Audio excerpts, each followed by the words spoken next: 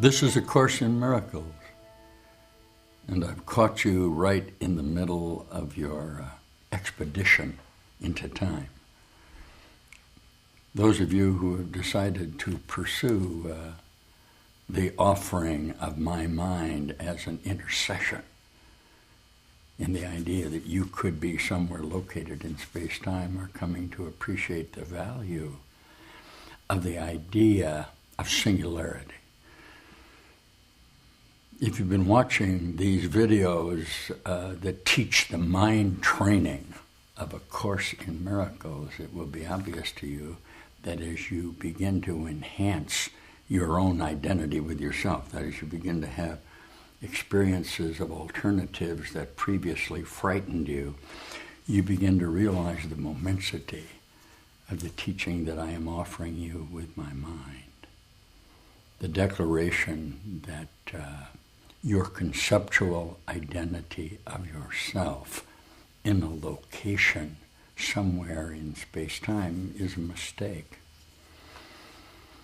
Those of you who have become accustomed to sharing this experience in this direct teaching of my mind have come to the point where if you watch the video that we just did, it said, there is no death. It denied in a true sense any possibility whatsoever that something could be annihilated. And it was a sure indication that I'm sharing with you right now that whatever you thought you were, whatever process you used within your own conceptual self to identify yourself, had held you in the bondage of the sequentiality of time. Do you see that with me? Let's take just a minute together, because this is the basis of this teaching. Look at me. Still your mind just a moment. Let yourself realize the potential that I am offering you in my surety that we are sharing a single mind, and that somehow, just for a moment, within the apparent chaos of space-time, you don't know who you are and what you're doing. And you've been forced by that necessity to identify yourself in a location of light form that is extremely limited in where you think you are within your own mind. And the occurrence that's going on right now, is broadening what? Your relationship with yourself. There's going to have to be a fundamental admission if you intend to have me attempt to instruct you that the universe is mind. And those of you who like to view yourself as some form of reality within this ridiculously small energy factor of light, and allow somehow a huge dimensional space with temperatures ranging to millions of degrees and thousands of light years of which you do not participate, you're not going to make any progress with me. The teaching that I am offering you is my certainty that your mind, as you are constituted in any definition of yourself in time, cannot not be a whole part of eternal life. And that through the practice of the relinquishment of that identity right there, the light form, let's use your body eyes for a minute. Your body eyes are showing you a range so narrow within the light factor, and you know this to be true. One time we did a comparison with the idea of the range that you actually see. If you look at a piano having 88 notes, where you actually saw in your conceptual self and limited your body function to was one single note, A flat. All of the procedures added up only to an octave in the vibratory associations of your own mind.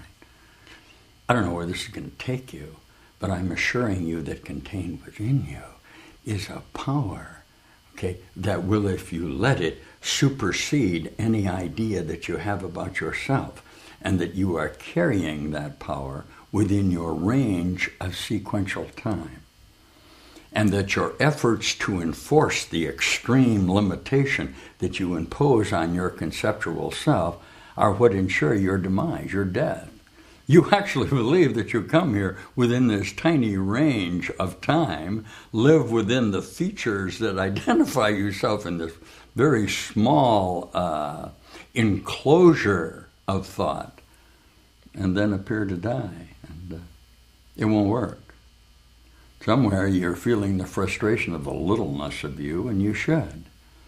Because somewhere within you, you know of an alternative, even though you haven't been able to find it, within the consorts of agreement that you have reached within your own conceptual mind, with the admission that this world is a projection of your mind, and everything that you're seeing is reflecting back to you a moment of illusion, a separation from the entirety of reality that now holds you in the little tiny bondage of that. Look at me. What I'm offering you right now is that moment in your mind where you will begin to remember. Okay?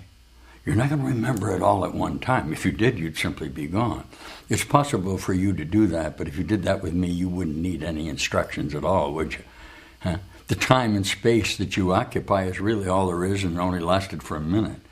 Okay, if you saw that, you'd be gone. Let's presume that you've come into this Course in Miracles looking for a solution out of time, looking for a quantum moment, when just for that second you realize the wholeness of yourself. That's in you. That's you, right there. You're wandering around here in space-time in a form of amnesia. It would have to be amnesia. It has to be a dream, doesn't it? Because the idea that you don't know who you are or what you're doing here really doesn't make any sense. Huh? So the lesson that we're going to do today is going to indicate that you're in a dream. All right? There is one mind, and that we share with God. There is one life that you cannot not be a whole part of. And in the last video, we talked to you about there is no death. Now you're left with the dilemma of no longer searching for the solution within this aggregation of memory. I'm showing you that contained within your memory, all right, is an ancient melody. We showed it on the last video. I'm going to show it to you again. Deep within you is the entirety of the solution. It's becoming clearer and clearer to you if you'll share it with me now. Okay, let's watch just for a moment from the text of this Course in Miracles, a memory that has been persistent with you since the beginning of this episode. Watch.